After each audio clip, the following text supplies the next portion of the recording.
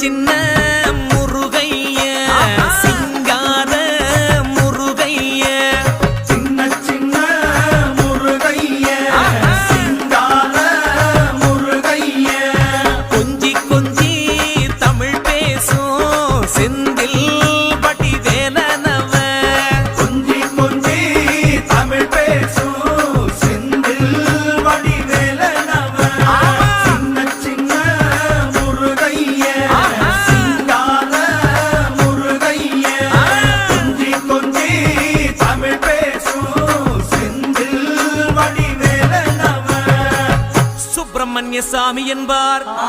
கார்த்திகேயன் என்பார், சுவாமிநாதன் என்பார், முக அமுதன் என்பார்,